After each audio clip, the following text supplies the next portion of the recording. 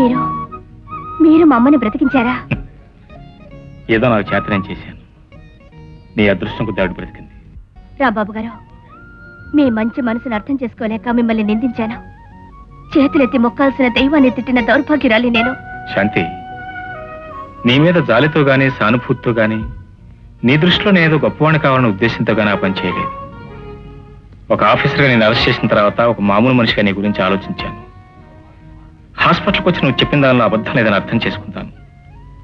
నా కారణంగా ఒక ఆడపిల్ల తల్లింది కాకూడదని, ఒక కన్న తల్లి బిడ్డకు దూరం అయి కళ్ళు మోయకూడదని మీ అమ్మకు ఆపరేషన్ చేయించాను.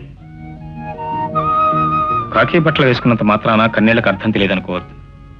ఏదో వృత్తిరీత్యా కఠినంగా మాట్లాడినంత మాత్రాన వ్యక్తిగా కూడా కషాయ వాళ్ళ ఉంటా అనుకోవడం పొరపాటు. నేను మీ అమ్మగారికి ఆపరేషన్కి అయిన ఖర్చు ఊరికే ఇచ్చాను అనుకోవద్దు. అప్పుగా మాత్రం ఇచ్చాను అనుకో. నువ్వు నీతిగా నిజాయితీగా కష్టపడి సంపాదించి అప్పు తీర్చాలని మాత్రం మర్చిపోవద్దు. Best of luck.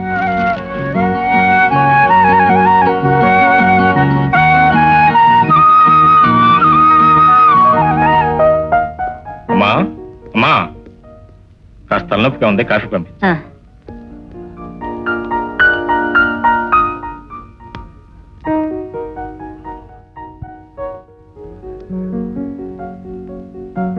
ఇదిగోండి కాఫీ, తీసుకోండి. నువ్వా? ఈ రోజే పనిలో చేరాను. నేను పనిలో పెట్టింది ఎవరు? నేనే బాబు. రోజంతా మీ నాన్నగారు నువ్వు బయట తిరుగుతుంటారు. ఇంట్లో నాకు తోడుగా ఉండి ఆ పని ఈ పని చేయడానికి ఓ మనిషి ఉంటే బాగుంటుందని నేనే పెట్టానురా. ఒక మనిషిని పనిలో పెట్టుకునే ముందు ఆమెను గురించి నిజాలేమిటో తెలుసుకుంటే బాగుండేది. ఏ నిజంరా? తను దొంగతనాలు చేసేదన్న నిజమేనా? నీకెవరు చెప్పారమ్మా? తనే చెప్పింది. చేసిన తప్పు బయటపడ్డా ఒప్పుకోని మనుషులున్న ఈ రోజుల్లో అడగకపోయినా అవసరం లేకపోయినా తన గురించి తనే ఒప్పుకుంది అంటే ఎంత నిజాయితీ పరురాలో అర్థమైంది. శాంతి, కాఫీ ఇచ్చిరా, వంట పని చూద్దాం. కాఫీ. మా అమ్మ దగ్గర సర్టిఫికేట్ పుచ్చుకున్నావంటే నేను మెచ్చుకోవాల్సిందే.